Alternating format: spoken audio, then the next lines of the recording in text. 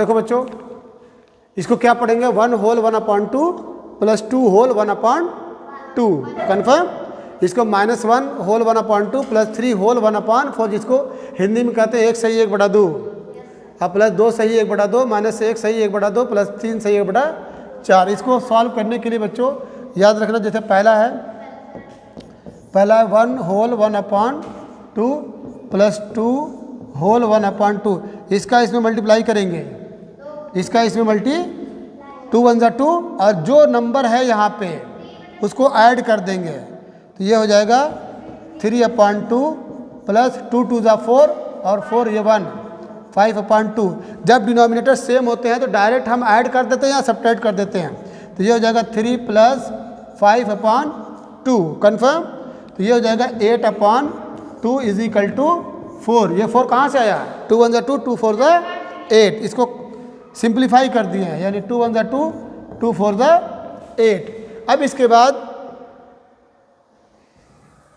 Minus second है -1 whole 1/2 -1 whole 1/2 plus 3 whole 1/4। याद रखना, इसको छुपा लो, किसको, -1 को। इसको तुम सॉल्व करो तो ये 2 1 2 3, ये 3/2 होगा, उसके बाद ये माइनस लगा दो, क्लियर। ये माइनस छुपा लेना, 2 1 2 और एक 3 3/2, और ये 4 3 12 और 12 और एक 13/4। अब यहाँ पे बच्चों क्या होगा, 2 और 4 का एलसीएम कितना होता है, 2 और 4 का एलसीएम 4 होता है। इससे डिवाइड करोगे, डिनोमिनेटर से एलसीएम में डिवाइड करो, 2 2 4 और 2 3 6, 4 1 4, 13 1 13, -6 प्लस 13 विल बी व्हाट, बोलिए 7, 7/4 पॉजिटिव होगा क्योंकि 13 बड़ा है -6 से। चलो बच्चों, LCM and HCF, you know what is the full form of LCM, least common multiple. आप इसको लोवेस्ट कॉमन मल्टीपल भी बोल सकते हैं, लोवेस्ट कॉमन मल्टीपल। और एचसीएफ इसका है highest common factor, highest common. एक एग्जांपल देख लीजिए, example, suppose that you are given 2 and 4, okay. तो इसका एलसीएम क्या होगा, तो 2 1 2 और 2 2 4 और फिर 2 1 2। एलसीएम में हम ठीक है तब तक काटते जाते जब तक कि नीचे एक एक न हो जाए। अब एलसीएम हो जाएगा बच्चों, LCM is equal to 2 × 2 equal to 4। लेकिन एचसीएफ के केस में ये 2 है 4 है, जो हाईएस्ट है। ऐसा नंबर सोचो जो दोनों को एक साथ काटे, तो 2 है वो, 2 1 2 2 2 अब नहीं काटेंगे क्योंकि ये 1 से कटेगा और ये 2 से कटेगा, तब जाके 1 1 आएगा। तो इसलिए इसका जो एचसीएफ होगा बच्चों, HCF equal to 2, clear. What is additive inverse and what is multiplicative inverse. इसको एडिटिव इनवर्स को योगात्मक प्रतिलोम कहते हैं। एडिटिव इनवर्स जब भी पूछा जाए, अगर कोई नंबर दिया रहे और कहा जाएगा इसका एडिटिव इनवर्स बताओ, तो तुम ऐसा नंबर सोचो कि जो दिए हुए नंबर में ऐड किया जाए तो रिजल्ट 0 हो जाए। ऐसा नंबर सोचो जो दिए हुए नंबर में तुम ऐड करो तो क्या हो जाए, 0 हो जाए। तो -48 का एडिटिव इनवर्स क्या हो जाएगा, +48 हो जाएगा। तो इसका एडिटिव इनवर्स +48, क्योंकि ये दोनों मिलके क्या हो रहा है, 0। एडिटिव इनवर्स में शर्त यह है कि जो दिया हुआ नंबर है उसमें ऐसा नंबर जोड़ो, ठीक है। अगर माइनस है तो प्लस जोड़ो, प्लस है तो माइनस जोड़ो। जैसे इसका क्या हो जाएगा, माइनस यानी 150 -150 इज इक्वल टू 0। तो इसका आंसर हो जाएगा -150। क्लियर। और इसका आंसर होगा +48। अब 3002 का एडिटिव इन्वर्स क्या आ जाएगा? -3002, क्योंकि दोनों मिलके क्या हो रहा है? 0। तो अब पूछा जाए कि what is additive inverse of 3002, तो योर आंसर मस्ट बी -3002। अब -1 का क्या होगा? +1, क्योंकि ये दोनों मिलके 0, और 0 का नहीं होता है। ठीक है, 0। क्लियर? एडिटिव इन्वर्स क्लियर हो गया? नोट कर लो। देखो बच्चों, इसके बाद है मल्टीप्लिकेटिव इन्वर्स। मल्टीप्लिकेटिव इन्वर्स जिसको, ठीक है, गुणात्मक प्रतिलोम कहते हैं हिंदी में। इसमें क्या करना है, अगर कोई नंबर दिया है और कहा जाए कि इसका मल्टीप्लिकेटिव इन्वर्स बताओ, तो तुम ऐसा नंबर सोचो कि जिसको दिए हुए नंबर से अगर मल्टीप्लाई करो तो रिजल्ट 1 आना चाहिए। रिजल्ट 1 आना चाहिए। जैसे 5 दिया है, 5 पहला है आपका 5, तो ऐसा नंबर सोचो जिसको मल्टीप्लाई करो दिए हुए नंबर से तो रिजल्ट कितना आना चाहिए? 1 आना चाहिए। तो देखो इसका इंटू 1/5 क्या लिखोगी? 5 का मल्टीप्लिकेटिव इन्वर्स 1/, क्योंकि ये इससे कैंसिल होके आंसर क्या मिल रहा है? 1 मिल रहा है। अब इसके बाद आ जाओ सेकंड पे, -3 है। सोचो ऐसा नंबर -1/3, अगर निगेटिव है तो तुमको निगेटिव यानी इंटू -1/3, तो तुम क्या करोगी? इसका 3 से 3 और माइनस से -1 होता है। क्लियर हो गया? अब बताओ थर्ड पे आ जाओ, 1/2 का मल्टीप्लिकेटिव इन्वर्स 2/1। 1/2 का मल्टीप्लिकेटिव इन्वर्स 2/1। तो ये इससे कटा और ये इससे कटा, आंसर क्या मिला? 1। अब लास्ट है बच्चों -3/2, फोर्थ है -3/2 का मल्टीप्लिकेटिव इन्वर्स, ठीक है, इंटू -2/3, उसी को पलट दोगी। ठीक है, तो अब क्या होगा? ये 2 से 2 कैंसिल, 3 से 3 कैंसिल, आंसर क्या मिला? 1। बस इतना ध्यान देना है कि जो दिया हुआ नंबर है, ठीक है, अगर प्लस है तो पॉजिटिव उसके रिवर्स से मल्टीप्लाई कर दो। 5 का मल्टीप्लिकेटिव इन्वर्स 1/5, 3 का मल्टीप्लिकेटिव इन्वर्स 1/3, -1/2 का मल्टीप्लिकेटिव इन्वर्स -2/1। हाँ बच्चों, find multiplicative inverse for the following problem. पहला है -3/5। पहला बच्चों -3/5, ऐसा नंबर सोचो जिसको इसमें मल्टीप्लाई किया जाए तो रिजल्ट 1 आए। तो -3/5 को अगर मैं मल्टीप्लाई करूँ -5/3 से, इसको पलट दो। ठीक है, तो ये तुम्हारा रिजल्ट आ गया। ये 5 से 5 कैंसिल, 3 से 3 कैंसिल, आया 1। तो कोई पूछे -3/5 का मल्टीप्लिकेटिव इन्वर्स क्या होगा, तो आंसर -5/3 ये लिखा जाएगा। क्लियर है? -3/5 का मल्टीप्लिकेटिव इन्वर्स -5/3। उसके बाद सेकंड है 4/5। तो 4/5 का, ठीक है, 5/4 हो जाएगा, क्योंकि 5/4 से जब मल्टीप्लाई करेंगे तो 5 से 5 कैंसिल, 4 से 4 कैंसिल, 1 आया। तो इसका रिजल्ट लिखना 5/4 is the multiplicative inverse of 4/5। इसके बाद थर्ड है -2। तो -2 का मल्टीप्लिकेटिव इन्वर्स बच्चों, इसको जब इंटू करते हैं -1/2 से, -1/2 से, तो इसमें क्या होता है? 2 से 2 कैंसिल और माइनस माइनस का मल्टीप्लाई प्लस होता है, तो 1 आया। अब इसका रिजल्ट क्या लिखना है? -1/2। तो -2 का मल्टीप्लिकेटिव इन्वर्स -1/2। लास्ट बच्चों -3 होल 3/4, -3 होल 3/4। पहले आप इसको मल्टीप्लाई करेंगे, ये सिंबल को छुपा लेंगे। 4 3 12, 12 3 15, ओके, 15/4, फिर माइनस यहाँ लगा देंगे।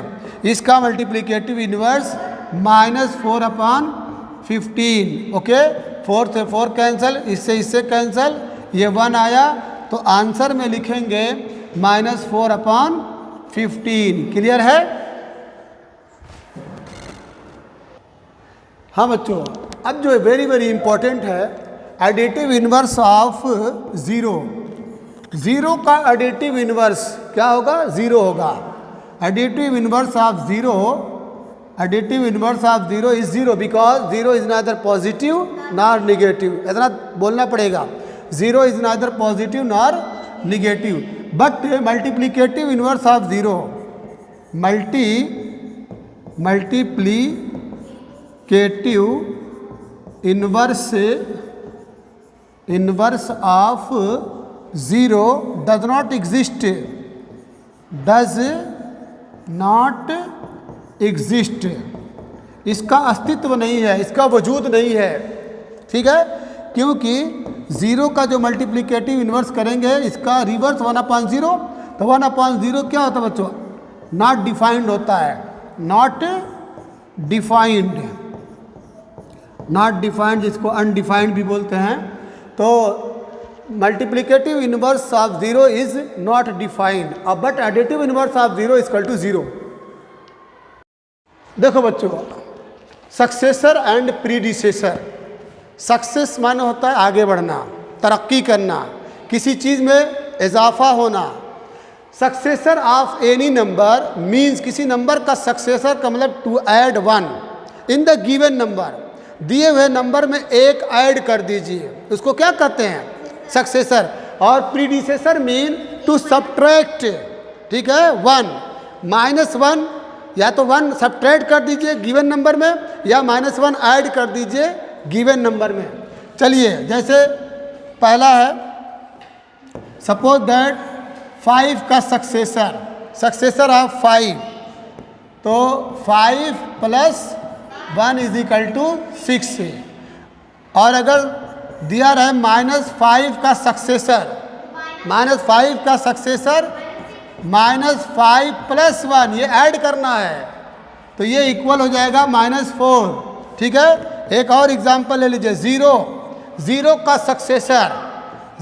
सक्सेसर ऐड करना है 1, भूल रही तुम, = 1। क्लियर है? ये तुम्हारा सक्सेसर।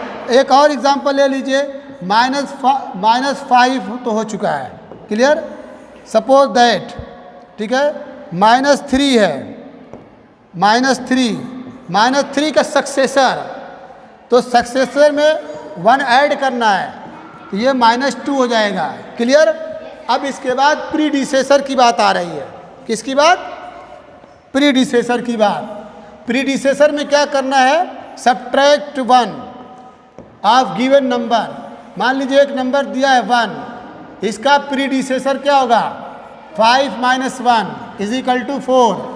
एक नंबर दिया है -5, इसका प्रीडिसेसर क्या होगा? -5 - 1। ये तो -1 रूल का है, ये हो जाएगा -6। अगर आपका एक नंबर दिया है 0, इसका प्रीडिसेसर क्या होगा? 0 में सब्ट्रैक्ट करना है कितना? 1, ये सब्ट्रैक्ट है, तो इक्वल क्या हो जाएगा? -1। क्लियर?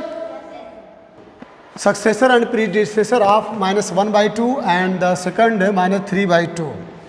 तो बच्चों, -1/2 का सक्सेसर पहला है, successor of -1/2।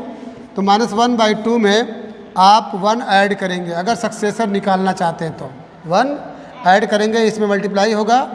This will give -1 + 2 = 2/2 equal क्या आएगा आंसर? 1/2। ये सक्सेसर है।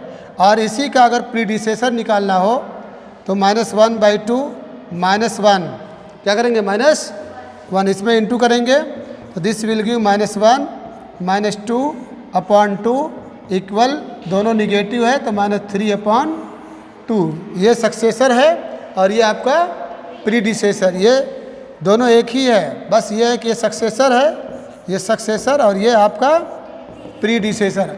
अब दूसरा देख लीजिए।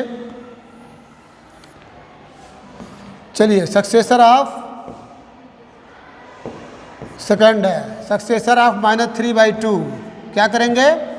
1 ऐड करेंगे, तो -3/2 1 ऐड किए, 2 × 1 = 2, तो -3 + 2/2 रिजल्ट क्या आएगा -1/2, ये सक्सेसर है और इसी का प्रीडिसेसर, तो -3/2 -1 ऐड करेंगे या सब्ट्रैक्ट -1, इसको इनटू करेंगे तो -3 2/2, ये तुम्हारा हो गया -5/2। क्लियर? चलो गिवन है 5 प्लस, ठीक है 5 इंटू 5, बॉड मास से बी से क्या है बच्चों, बी आपका ब्रैकेट्स है, ब्रैकेट्स, ओ से ऑफ, ठीक है, और डी से डिवीजन, और ए से नहीं एम है, एम से मल्टीप्लिकेशन, और क्या है एडिशन, और एस से सब्ट्रैक्शन। ठीक है, ये ब्रैकेट्स है, ठीक है, ब्रैकेट आपको मालूम है, ये आपका ब्रैकेट है, ये क्या है ब्रैकेट है, ये ब्रैकेट है। क्लियर?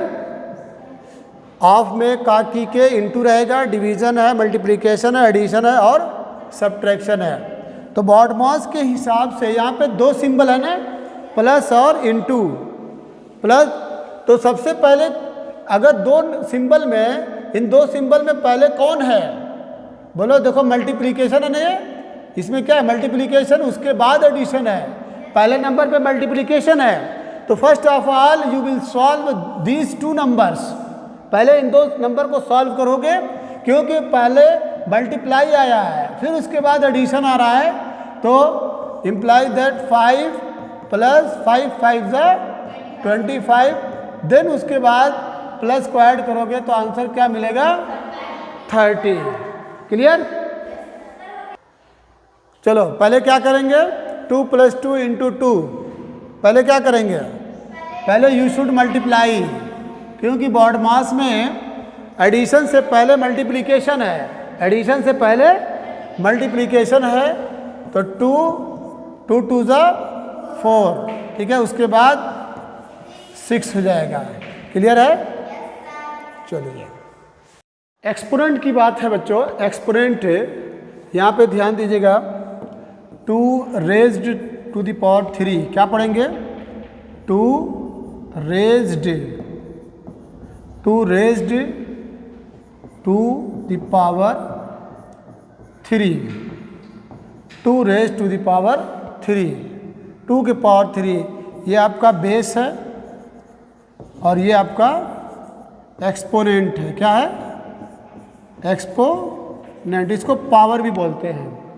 तो बच्चों याद रखिएगा, अगर 2 के पावर 3 है, पॉजिटिव है ना, तो इसको आप लिखेंगे 2 × 2 × 2, 2 को, ठीक है, ट्रिपल टाइम्स, ठीक है, 3 टाइम्स इंटू कर देंगे, 2 to the 4 to the 8। इसी तरीके से 4 के पावर 2 है, तो 4 × 4 4 4 the 16, लेकिन यहाँ पे 5 के पावर -1 है, तो जब तुम्हारा पावर निगेटिव हो तो पहला काम इसको पॉजिटिव बनाएंगे, इस एक्सपोनेंट को जो निगेटिव है उसको पॉजिटिव बनाएंगे। पॉजिटिव बनाने का तरीका क्या है कि 1/5 ये पॉजिटिव हो जाएगा, ओके, ये हो जाएगा 5 1/5। लास्ट है बच्चों 6 के पावर -2 है, तो पहले इसको पॉजिटिव बनाइए, 6 की पावर 2, पॉजिटिव बनाने का तरीका समझ लीजिए। अब इसके बाद 1/6 × 6, दिस विल गिव 1/36। क्लियर? देखो बच्चों, एरिया ऑफ रेक्टेंगल आपको मालूम होना चाहिए, रेक्टेंगल किसको कहते हैं। Rectangle is that parallelogram in which 2 sides are parallel and equal, 2 side parallel होती है, ठीक है, और इक्वल भी होती है। ये साइड किसके है, इसके पैरेलल, यानी ए बी जो है, ए बी पैरेलल है किसके, DC के, और AB जो है बराबर भी है किसके, BC के। कंफर्म, AB बराबर DC है और BC बराबर DC है। BC is also parallel AD, implies that BC is equal to AD। Confirm, ये रेक्टेंगल है and each angle is 90 degree. हर एंगल जो है कितने डिग्री का होता है, 90 डिग्री का होता है। और फार्मूला है बच्चों area of rectangle, area of rectangle equal length into breadth, length into breadth, BREADTH, इसको L इंटू बी भी कहते हैं।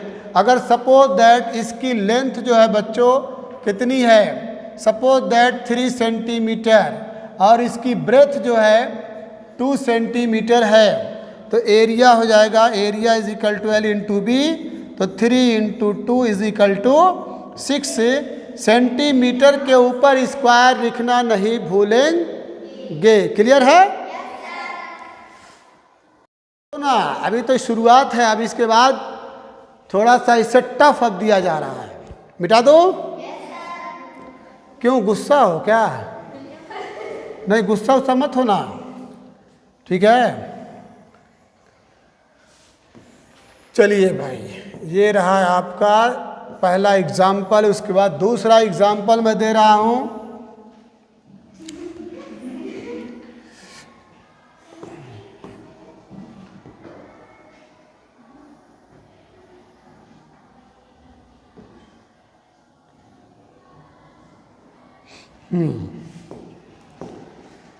ये साइड है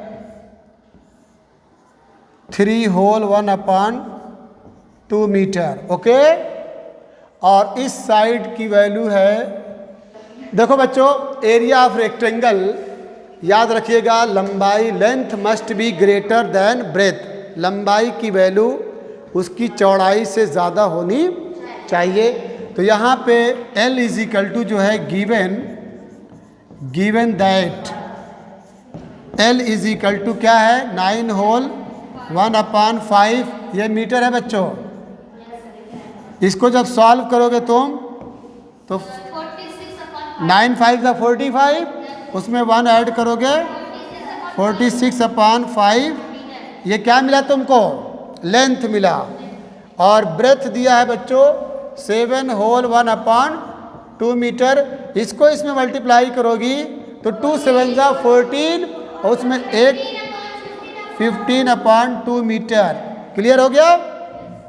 अब इसके बाद area, area is equal to L into B होता है, लेंथ इंटू ब्रेथ। लेंथ तुम्हारा 46/5 है और ब्रेथ तुम्हारा 15/2 है। बहुत ध्यान से, प्लीज पे अटेंशन। अब यहाँ पे देखो, जो कटे उसे काट दो और जो ना कटे ऊपर का ऊपर से मल्टीप्लाई और नीचे का नीचे से मल्टीप्लाई। देखो 5 1 = 5, 3 = 2, 1 = 2, 2 = 4, 2 3 = 6। तुम्हारे पास मिला 23 into 3। The result will be what, 3 3 = 9, 3 2 = 69। अगर तुम ऐसे छोड़ के चली गई तो तुम्हारा आधा नंबर या एक नंबर कम भी हो सकता है, क्योंकि यूनिट का लिखना ज़रूरी है। मीटर स्क्वायर लिखना अगर मीटर में दिया है तो, अगर सेंटीमीटर में दिया है तो सेंटीमीटर में लिख दो। कंफर्म? तो देखो बच्चों, perimeter of rectangle, perimeter mean होता है sum of all sides. Perimeter mean क्या होता है, sum of all sides, sum of all side. जितनी साइड्स दी हो सबको ऐड कर दो, उसको पेरीमीटर कहते हैं, हिंदी में परिमाप कहते हैं। अब बताओ ए बी कितना दिया है, A B is equal to 5 metre दिया है। और डी सी कितना दिया है, D C is also 5 metre, okay. B C कितना दिया है, B C is equal to 2 metre and A D is also 2 metre, okay. और पेरीमीटर कहते हैं सम ऑफ ऑल साइड। तो P is equal to A B plus B C plus C D plus A D, सबको जोड़ दो। A B तुम्हारा 5 है, B सी तुम्हारा 2 है, सी डी तुम्हारा 5 है, ए डी तुम्हारा 2 है। तो 5 2 7, ठीक है, कितना हो जाएगा 14 मीटर। ये तो एक तरीका ये है। इसका जो सेकंड मेथड है वो ध्यान दीजिए। सेकंड मेथड में फार्मूला अप्लाई करिए। पेरीमीटर का फार्मूला है P is equal to 2 into bracket में L प्लस B। इसकी यूनिट मीटर में रहेगी, ठीक है।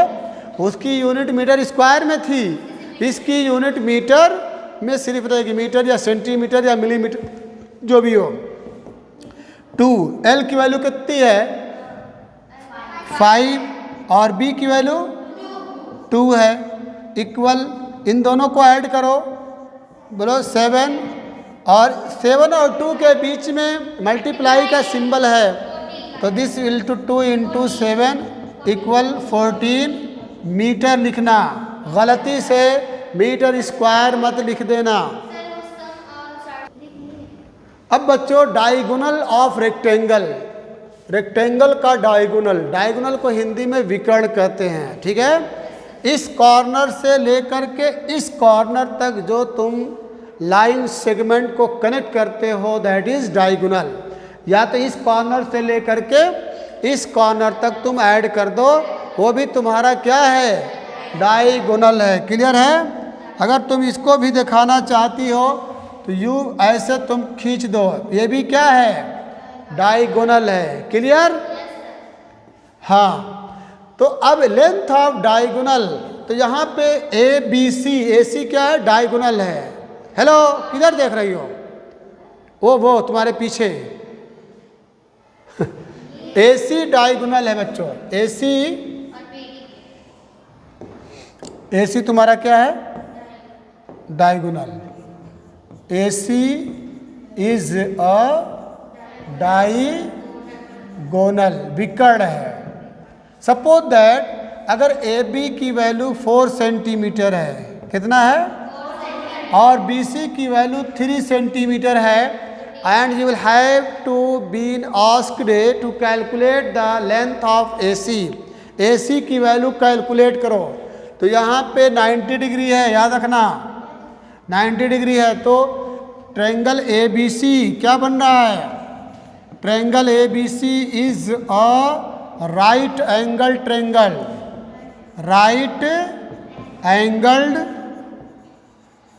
राइट एंगल्ड ट्रायंगल, जिसको हिंदी में समकोण त्रिभुज कहते हैं।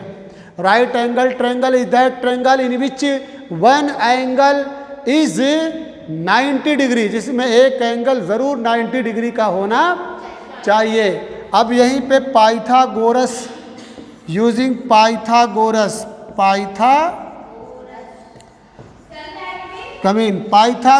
थ्योरम,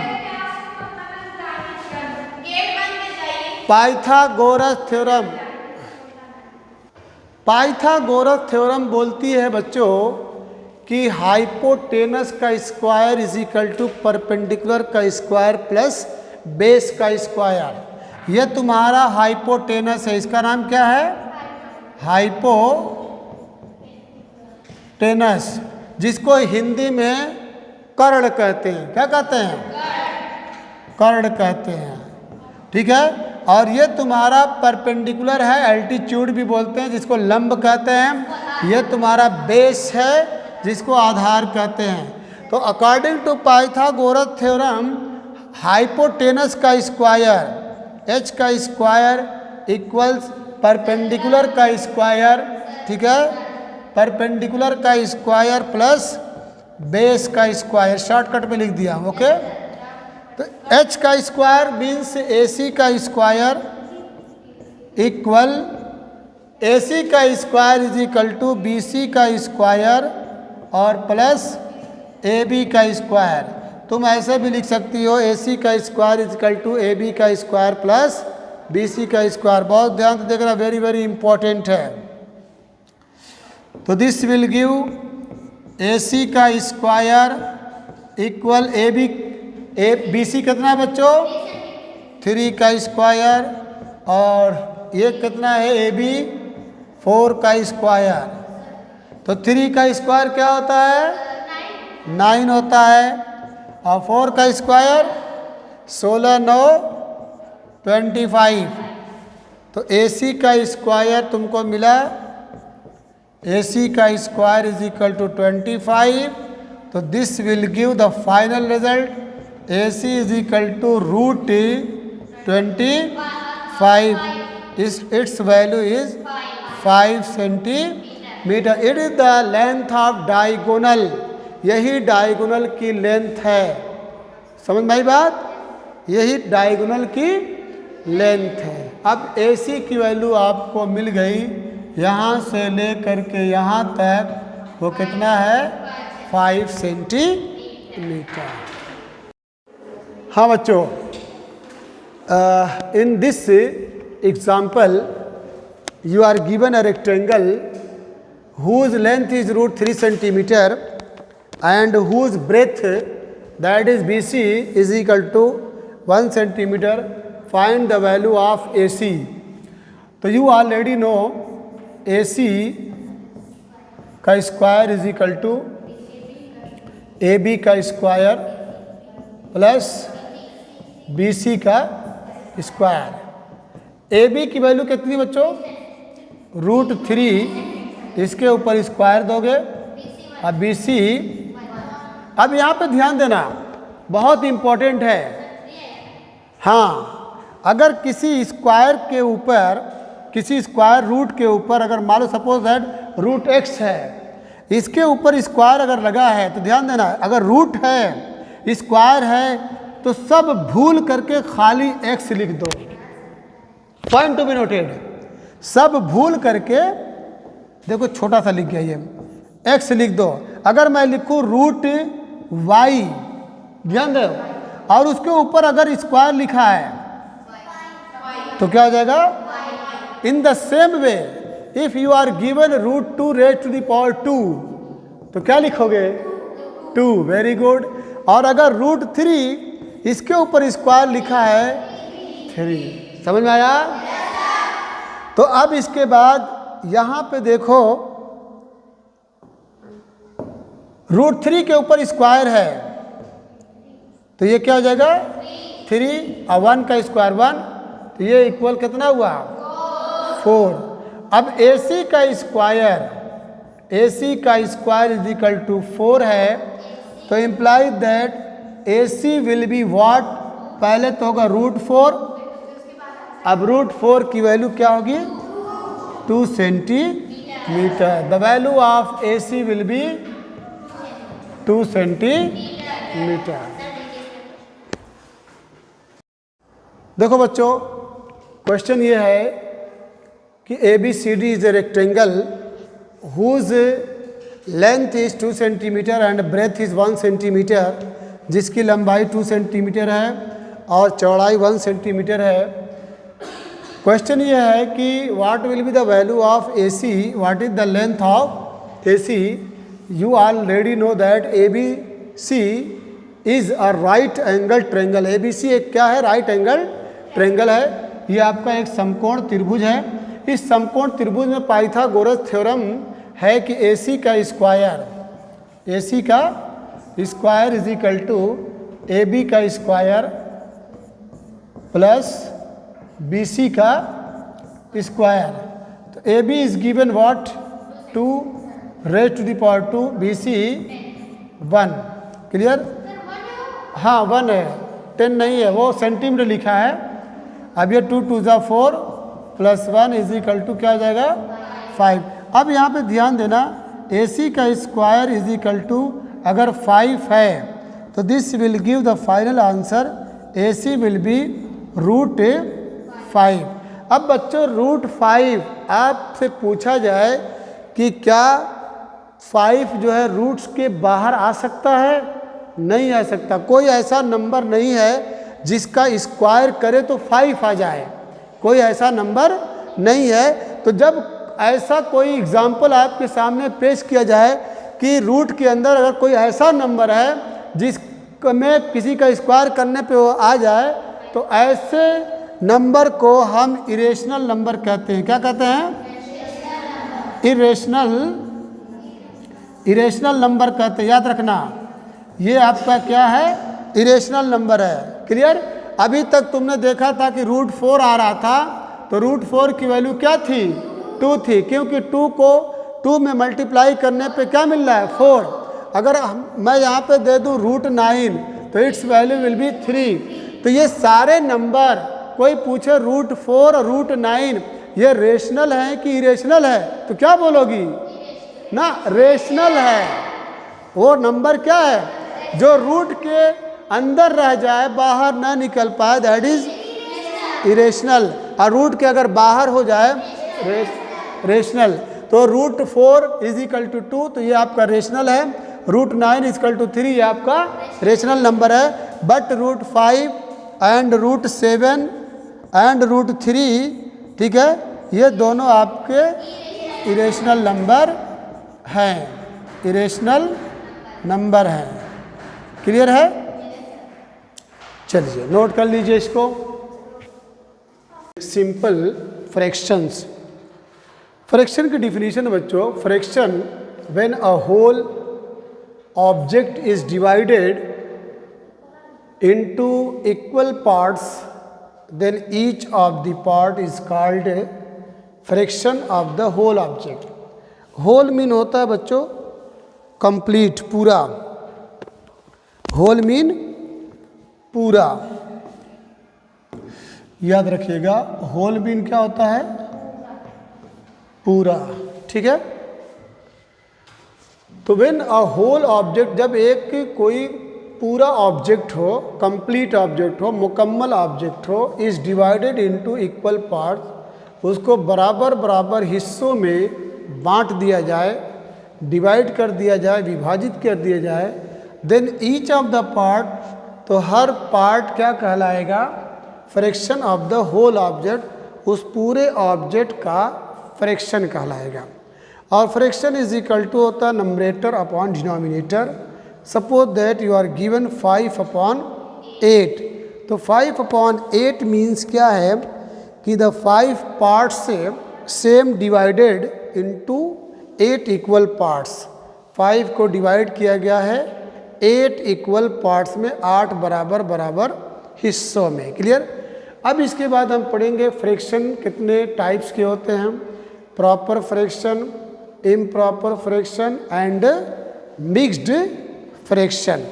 प्रॉपर फ्रैक्शन उसको कहते हैं जिसमें नंबरेटर जो है डिनोमिनेटर से क्या हो? छोटा हो, ठीक है। दैट फ्रैक्शन इन विच, ठीक है, the value of numerator is less than it's denominator. Example जैसे 1/2, 1/3, 2/3। नंबरेटर छोटा होना चाहिए और डिनोमिनेटर बड़ा होना चाहिए, उसको क्या कहते हैं? Proper fraction. और इम्प्रॉपर फ्रैक्शन, ठीक है, जिसमें नंबरेटर, ठीक है, डिनोमिनेटर से या तो बड़ा हो या नंबरेटर और डिनोमिनेटर दोनों सेम हो, ठीक है। ठीक है, जब नंबरेटर और डिनोमिनेटर की वैल्यू, ठीक है, सेम हो, जैसे 2/2, 3/3, 4/4, या नंबरेटर जो है डिनोमिनेटर से बड़ा हो, जैसे 2/1, 3/2, 4/, ठीक है, 2। नंबरेटर अगर बड़ा है, डिनोमिनेटर छोटा है, या नंबरेटर डिनोमिनेटर दोनों सेम हैं, तो इस फ्रैक्शन को क्या कहेंगे? Improper fraction. इसके बाद है बच्चों proper fraction. Proper fraction, the fraction in which numerator is smaller than the denominator. ऐसा फ्रैक्शन जिसमें नंबरेटर की जो वैल्यू है वो डिनोमिनेटर से कम हो। Numerator should be smaller than denominator, यानी अंश का मान हर से कम होना चाहिए। नंबरेटर की वैल्यू डिनोमिनेटर से कम अगर हो तो इस फ्रैक्शन को हम कहेंगे प्रॉपर फ्रैक्शन, जैसे 2/5, 3/4, 4/7, 7/16 ETC। यहाँ पे आप देख रहे हैं 2/5 में 2 क्या है, नंबरेटर है, 5 क्या है, डिनोमिनेटर है, और 2 जो है लेस देन 5 है। क्लियर? इसमें एक चीज़ इंपॉर्टेंट ये समझिएगा कि the value of this fractions is less than 1। इसकी जो वैल्यू है 2/5 या 3/5 या 4/7, इसका जो रिजल्ट आएगा वो हमेशा 1 से कम रहेगा। ठीक है? 1/2 अगर आप इसको चेक करें 1/2, तो 1/2 की वैल्यू, ठीक है, 0 और 1 के बीच में आएगी, यानी 1 में 2 से जब डिवाइड करोगे तो 2 5 जा 10, तो 1/2 की वैल्यू क्या मिली, 0.5, एंड 0.5 इज, ठीक है, greater than 0 but less than 1। Clear हो गया? अब इसके बाद improper fraction. Improper fraction is that fraction in which numerator is either greater than or equal to the denominator। improper fraction उस फ्रैक्शन को कहते हैं जिसमें डिनोमिनेटर की जो वैल्यू है, जो नंबरेटर की वैल्यू है, इस नंबरेटर इज आइदर, नंबरेटर या तो डिनोमिनेटर से ग्रेटर हो यानी बड़ा हो, या डिनोमिनेटर के इक्वल हो। ध्यान दीजिएगा, प्रॉपर फ्रैक्शन में क्या था कि नंबरेटर की जो वैल्यू डिनोमिनेटर से कम होना चाहिए, नंबरेटर डिनोमिनेटर से छोटा होना चाहिए। लेकिन डिनोमिनेटर के केस में, इम्प्रॉपर फ्रैक्शन के केस में, नंबरेटर की वैल्यू या तो डिनोमिनेटर से ग्रेटर हो या डिनोमिनेटर के इक्वल हो। तो यहाँ पे देख रहे हैं आइदर ग्रेटर देन और equal to the denominator is called improper fraction. इसके बाद एग्जाम्पल 7/5, 7 में 7 नंबरेटर है, 5 डिनोमिनेटर है, तो देख रहे हैं 7 जो है 5 से क्या है, बड़ा है, ग्रेटर है। 8 तुम्हारा नंबरेटर है, 5 डिनोमिनेटर है। ठीक है? इसको हिंदी में अंश कहते हैं, हर कहते हैं। अंश का मान हर के मुकाबले में बड़ा होना चाहिए या बराबर होना चाहिए। 9/5, 10/5, पूरे केस में, इस इतने केस में आपका जो नंबरेटर है वो डिनोमिनेटर से क्या है, ग्रेटर है। लेकिन ये केस ऐसा है जिसमें नंबरेटर और डिनोमिनेटर दोनों सेम है। तो differentiation must be on the tips of your tongue. कोई पूछे इम्प्रॉपर फ्रैक्शन किसको कहते हैं, बोलिएगा कि ऐसा fraction, such fraction in which numerator is either greater than और इक्वल टू इट्स डिनोमिनेटर, जिसमें नंबरेटर डिनोमिनेटर से बड़ा हो या नंबरेटर डिनोमिनेटर से छोटा, बराबर हो। नंबरेटर डिनोमिनेटर से बड़ा हो या नंबरेटर डिनोमिनेटर के इक्वल हो, उसको इम्प्रॉपर फ्रैक्शन कहते हैं। एग्जाम्पल आपके सामने है। AB is given √7 centimeter and BC is given √2 centimeter, and to find the value of AC, तो using Pythagorean theorem, AC का square is equal to AB का स्क्वायर प्लस BC का square. AB की value है बच्चों √7 raise to the power 2, BC है √2 rays to the power 2। √7 की value 7 होती है और इसकी वैल्यू 2 होती है, दिस विल गिव 9। AC का square is equal to 9, this will give. AC के बाद ये इक्वलिटी का सिंबल चाहिए, कुछ लोग ऐसे ही चले आते हैं इंटू करके, और जब ये स्क्वायर हटेगा तो ये 9 पड़ेगा। ऐसा ना हो कि स्क्वायर रूट भी लगा दी और यहाँ स्क्वायर मौजूद है, ऐसा नहीं चलेगा। This is equal to 3 centimetre. अब बच्चों अगर मैं इस पे AC की वैल्यू दे दूं और गेट करना है AB या BC, मतलब दो वैल्यू आपको दिया जा रहा है, तो यहाँ पे डायगोनल भी हट जाएगा। फाइंड डायगोनल,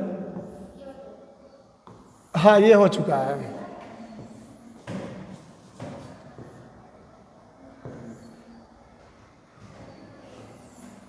चलिए सपोज दैट ये ए है आपका, बी है, इसकी वैल्यू बच्चों सपोज दैट 10 सेंटीमीटर है। कितनी है? 10 सेंटीमीटर है। और सपोज दैट ए बी की वैल्यू जो है वो 8 सेंटीमीटर है। बी सी की वैल्यू गेट करनी है। कंफर्म? तो फार्मूला वही है, यूजिंग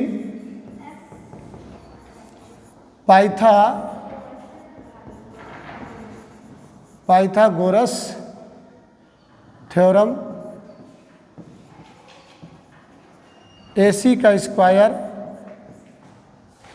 इक्वल AB का स्क्वायर प्लस BC का स्क्वायर। अब AC की जगह पे तुम क्या रखोगे? 10 और AB की जगह पे 8 का स्क्वायर और BC को गेट करना है। तो 10 का स्क्वायर कितना हो जाएगा? 100 इक्वल 64 प्लस, अब क्या करोगी? ठीक है, बहुत अच्छा। This will give BC raise to the power 2 is equal to 100 minus 64, this will give 30। तो BC equal √36 is equal to 6 centimetre.